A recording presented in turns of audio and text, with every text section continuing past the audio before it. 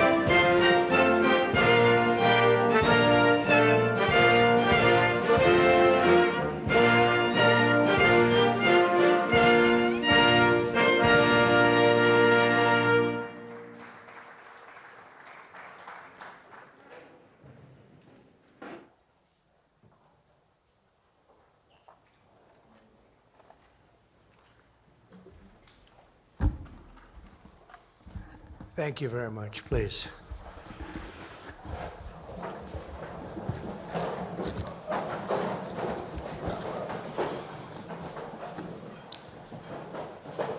This is a great honor, and we welcome Their Majesties King Charles III and Queen Camilla of the United Kingdom to the White House. Very special place, very, very special. And I also want to, before we really begin, I want to congratulate Charles on having made a fantastic speech today at Congress. He got the Democrats to stand. I've never been able to do that. I couldn't believe it. I couldn't believe it. They liked him more than they've ever liked any Republican or Democrat, actually. So I just want to thank you and congratulations. It's not an easy thing to do. That's a tough place. It's a true privilege to have you here for this historic state visit. Last fall, Melania and I had the pleasure of visiting Their Majesties at Windsor Castle, a structure that's so beautiful and so long that it never seemed to end. I looked down as a former real estate person, and it just went on forever. And it was built by a gentleman named William the Conqueror in the year 1070, and I asked the king, I said, was he a nice man, William the Conqueror? He said, I tend to doubt it. I don't think so. When they call you William the Conqueror, generally speaking, you're not going to be too nice, but he must have been something, because it was nothing like I've ever seen Windsor Castle. But tonight, in return, we are really doing something that's very special, preparing to celebrate the 250th anniversary of our Declaration of Independence, a big time in our country, very big time.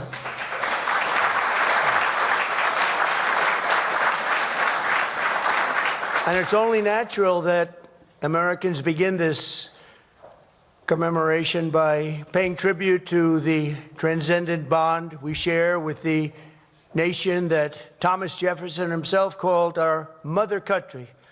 He used to go around saying, "That's our mother country." How nice. From English towns and Scottish hills, from Welsh mountains and Irish villages, a people unique in history sailed across the mighty Atlantic to settle and civilize this continent in the name of God, King, and country. So beautiful. They called it New England, and meant that very, very literally.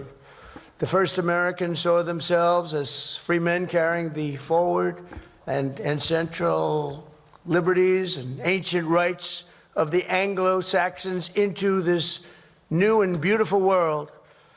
In the eyes of America's founders, our war of independence was fought not to reject this heritage, but to reclaim it and perfect it. As the founding father, George Mason, wrote, we claim nothing but the liberty and privileges of Englishmen in the same degree as we had still continued among our brethren when we were in Great Britain. The Declaration of Independence was a miracle for the ages that sparked a far-reaching revolution in self-government and human freedom. But even though the political bonds between the United States and Great Britain were dissolved forever, they thought, on July 4th, 1776, the more powerful strands of memory, culture, and identity proved unbreakable in any conflict and grew into a friendship unlike any other on earth, a very, very special and incredible friendship.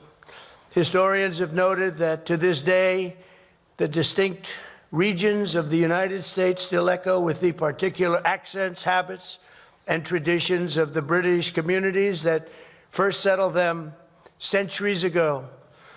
The names of half of the original American states refer to members of the British royal family, as do American cities from Charleston to Annapolis, Charlotte to Albany, and even the place where I grew up and actually loved very much, Queens, New York. Who would have thought?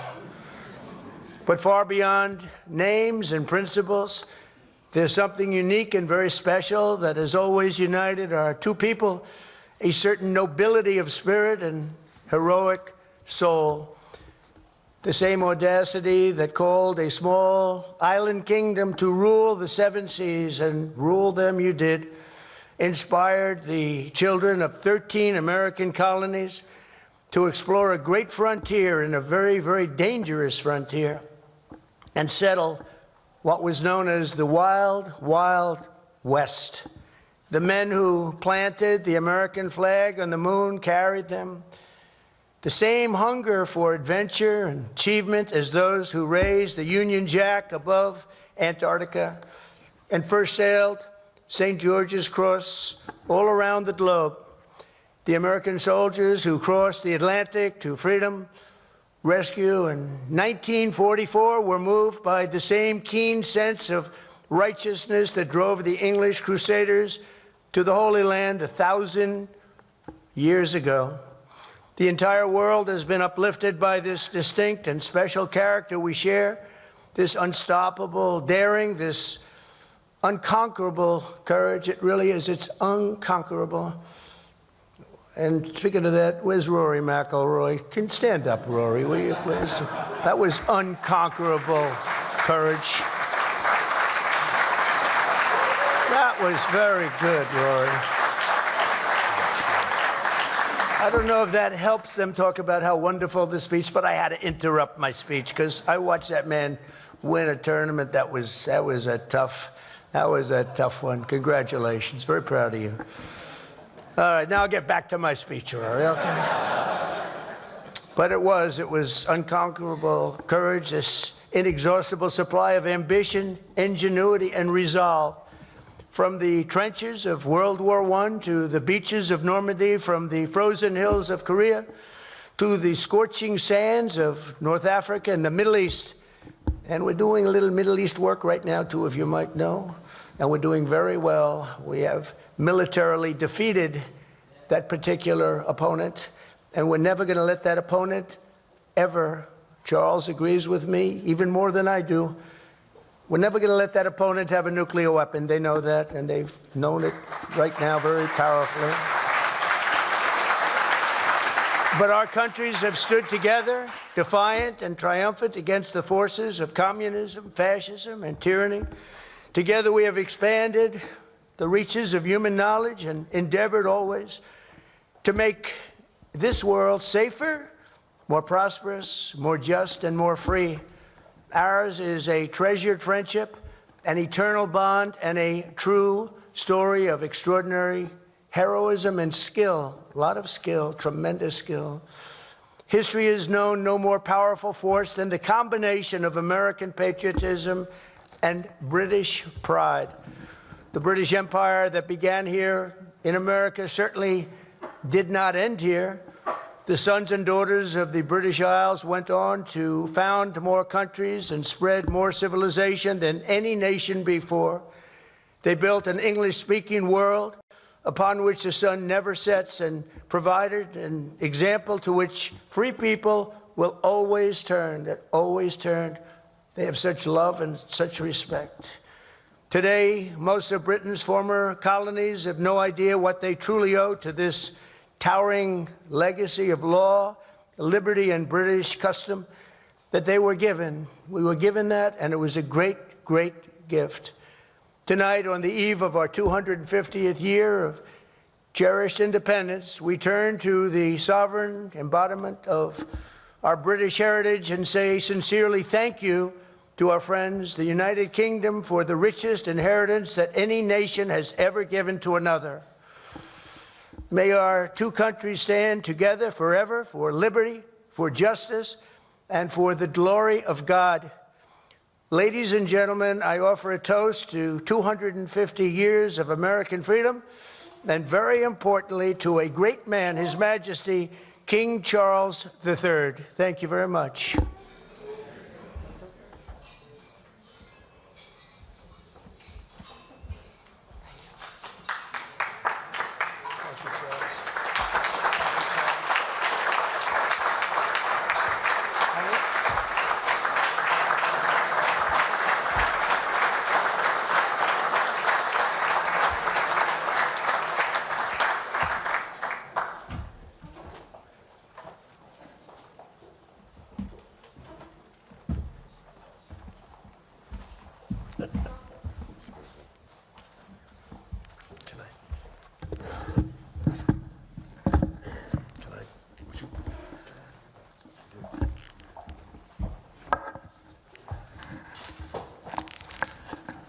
Mr. President, First Lady, my wife and I are most grateful to you for your generous hospitality as the United States celebrates this very special anniversary year of the Declaration of Independence.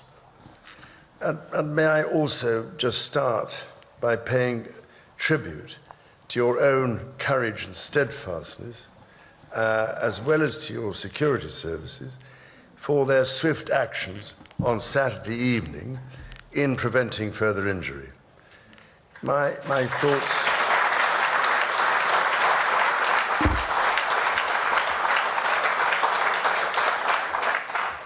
thoughts and sympathies are very much with you, the First Lady, and all those guests for whom this must have been a very upsetting incident. As the words of that famous anthem remind us, this is the land of the free and home of the brave, as your own response demonstrates. What used to be called in the last war in the United Kingdom, keep calm and carry on. I now realize, ladies and gentlemen, to my amazement, that my first visit to this remarkable country was over 50 years ago. And, Mr. President, the golden threads of history and heritage between our lands are also embodied, as you mentioned earlier today, in your own family and your own family story, whose roots trace back to the beautiful landscapes of Britain's Outer Hebrides and continue, as we know, in the great golf courses of the Highlands. I can only imagine the immense pride with which your own dear mother, indeed both your parents, must be looking down on the great office to which you have been elected for a historic second term. And if I may say so, it is a particular pleasure to be back in this wonderful building, the heart of your democracy. On this occasion, I cannot help noticing the readjustments to the East Wing, Mr. President. Following your visit to Windsor Castle last year. And I'm sorry to say that we British, of course, made our own small attempt at real estate redevelopment of the White House in 1814.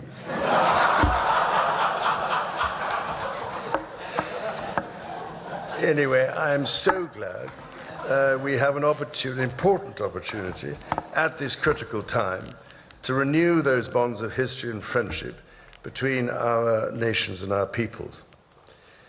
2.5 centuries ago, the United States of America was founded through an audacious and visionary act of self-determination. From the beginning, the American character has been defined by courage, tenacity, and the spirit of adventure. As the direct descendant of King George III, I know this is a nation that never gives up. And my family's history remains reflected in your maps, which read rather like our Christmas card list across the ages.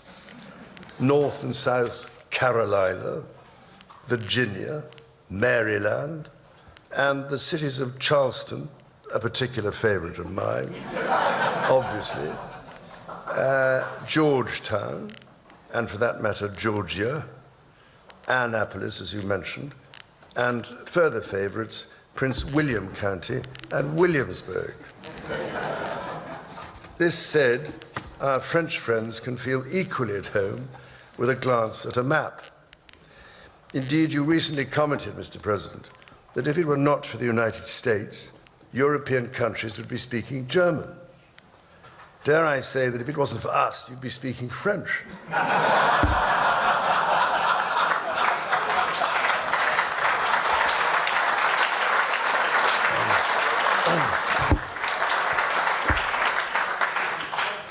Of course, we both love our French cousins greatly, and we three estates are not only bound by our shared values, but by a profound belief that together we are more than the sum of our parts.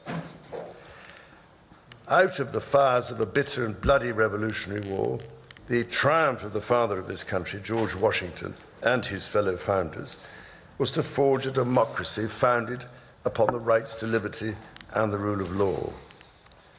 The story of Britain and America is one of reconciliation, from adversaries to the closest of allies, not always perhaps following the straightest path.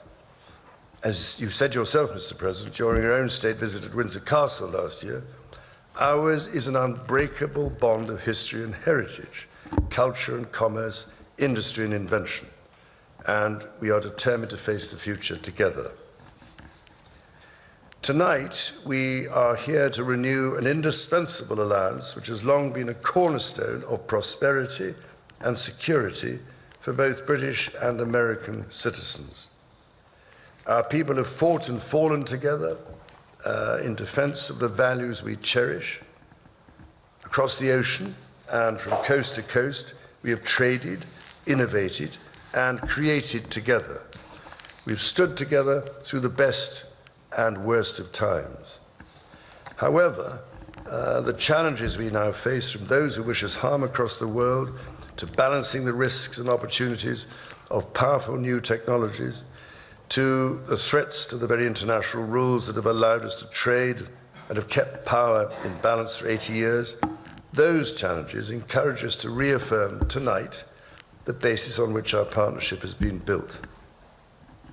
And yes, we have had our moments of difficulty, even in more recent history. When my mother visited in 1957, not the least of her tasks was to help put the special back into our relationship after a crisis in the Middle East. Nearly 70 years on, it is hard to imagine anything like that happening today. But it is not hard to see how important the relationship remains in matters both seen and unseen. My mother's first Prime Minister, Sir Winston Churchill, understood this so well. But then he himself was half American, a tradition of shared transatlantic heritage, which I am pleased to say is alive and well in the White House today. Indeed, such was the closeness that Sir Winston, while staying here in the White House, in those rooms you showed us upstairs, emerged naked from the bathtub to discover the door opening as President Roosevelt came in for a chat. With rapier wit, the President cast aside any embarrassment by declaring that the Prime Minister has nothing to conceal from the President of the United States. This warmth came after testing times between our leaders in the early 1940s. The kinship and friendship of many centuries provided great reassurance to my late grandfather, King George VI, as it did to my late mother. It means every bit as much to me. Of course, my late mother met no fewer than 13 serving presidents, thankfully all of them fully clothed. The first president I had the honor of meeting at the age of 10 in 1959 when he came to Balmoral was President Eisenhower, who had served as Supreme Commander of the Allied Expeditionary Forces during World War II at a most critical time in the darkest days of the 20th century. American leadership helped rebuild a shattered continent, playing a decisive role as a defender of freedom in Europe. We and I shall never forget that, not least as freedom is again under attack following Russia's invasion of Ukraine. Today, our partnerships in NATO and AUKUS deepen our technological and military cooperation and ensure that together we can meet the challenges of an increasingly complex and contested world. And speaking of submarine alliances, there was one particular AUKUS predecessor, launched from a UK shipyard in 1944, that served for the majority of her life attached to the 4th Submarine Squadron in Australia, playing a critical role during the war in the Pacific. Her name? HMS Trump. So tonight, Mr. President, I am delighted to present to you, as a personal gift, the original bell which hung on the conning tower of your valiant namesake. May it stand as a testimony to our nation's shared history and shining future. And should you ever need to get hold of us, or just give us a ring.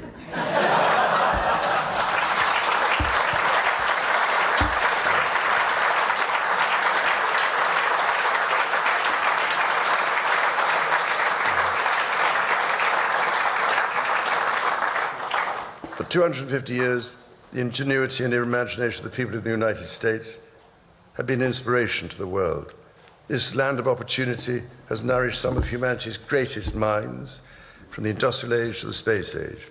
So many miracles of the modern world have been and still are invented in America. Indeed, we have followed the voyage of Artemis II, or Artemis II, as my family and I might like to call her, with close attention. Now, I know you have big plans for the moon, Mr. President, but I've actually checked the papers, and I rather suspect it is already part of the Commonwealth, I'm afraid. Ladies and gentlemen, on this week's visit, I look forward to meeting the people and communities of this dynamic country, including celebrating some of the work of my King's Trust, which it has been doing in these communities, helping give young people a chance to succeed across America in this year when we mark 50 years of the Trust. Can you believe it? Every year, millions of Britons journey to this remarkable country to experience its glorious national parks, soaring mountains and ancient forests.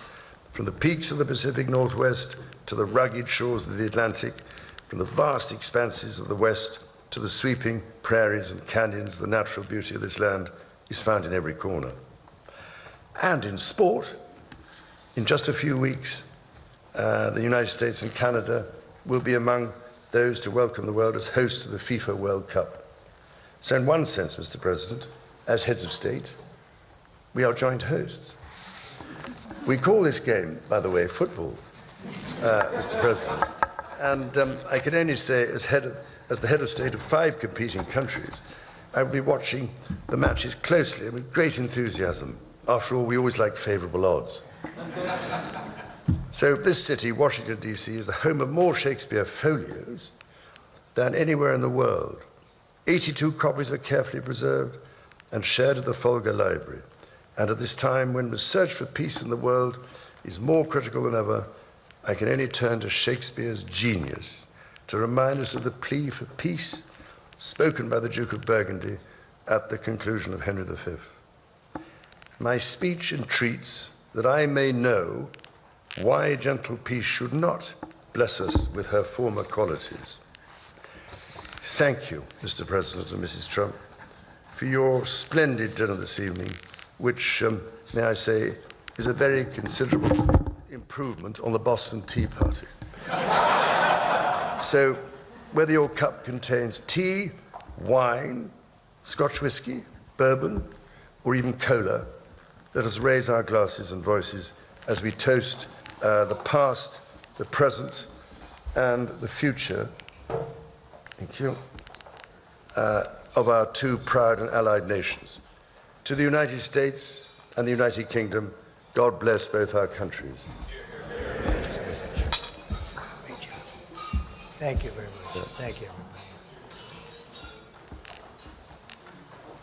There's your ball. Great job. That's so beautiful. That's